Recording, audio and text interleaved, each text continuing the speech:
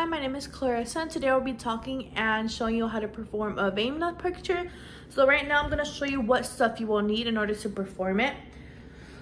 So what you're going to need is the patient's health records, which I have right here. You're going to need the patient's orders, and then you're going to need gloves, which I have a box right here. You're going to need the alcohol prep pads.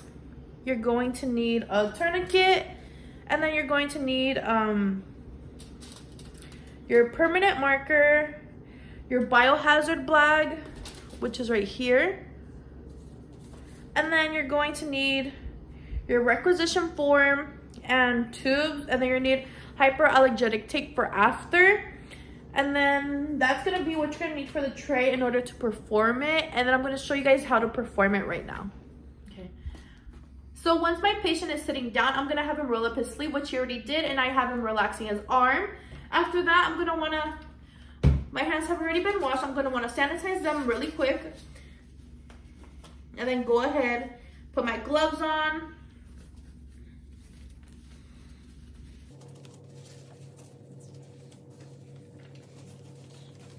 Gloves are on.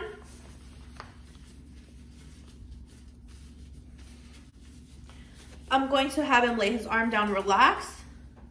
Then I'm gonna wanna tie his tourniquet 3 to 4 inches above his arm, where I'm gonna be palpating it.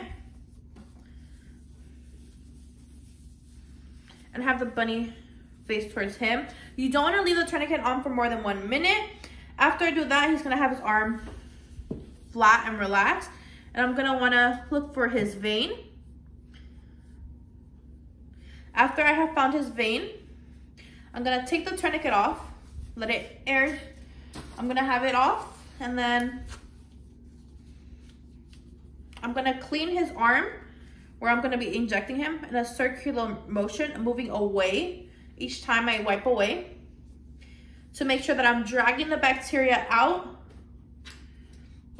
Once I have dried that out, I'm gonna let it re-dry. I'm gonna let it air dry, and then go ahead and tie the tourniquet again one more time.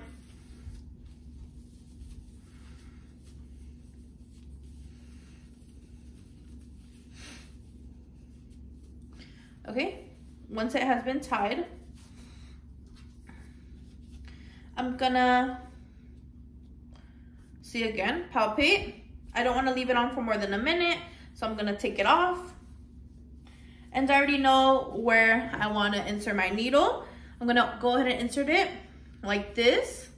Once I have that inserted, I wanna make sure that it doesn't move, and my tubes are already ready. I'm gonna go ahead and insert my tubes. I'm gonna go ahead and let that fill up with blood. Once that tube has been filled with blood, I'm gonna go ahead and remove it, not moving the needle. And then I'm gonna go ahead and fill up my other tube.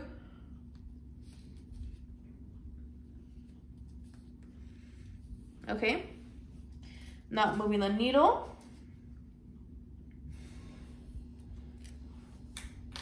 Then I'm gonna have my gauze ready.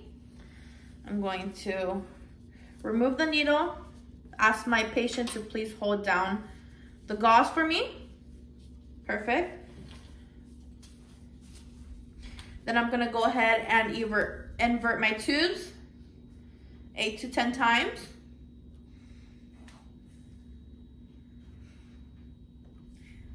Once they have been inverted, I'm gonna go ahead and take my permanent marker. Some doctor offices, they have labels instead of the permanent marker. I'm gonna go ahead and write down my patient information and also the date and what they've been tested for.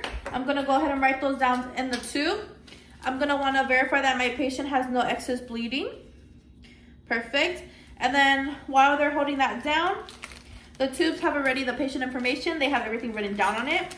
And then I'm also gonna put the requisition form inside with the bag. And then this is gonna go off to the lab. I'm gonna go ahead and seal this. And then I'm gonna go ahead and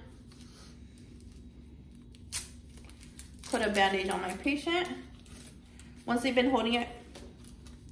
So can you go ahead and remove this? This is gonna go in the trash.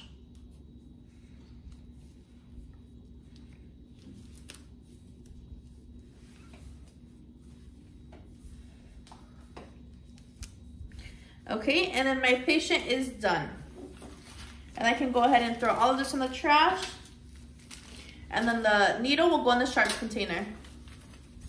Turn off.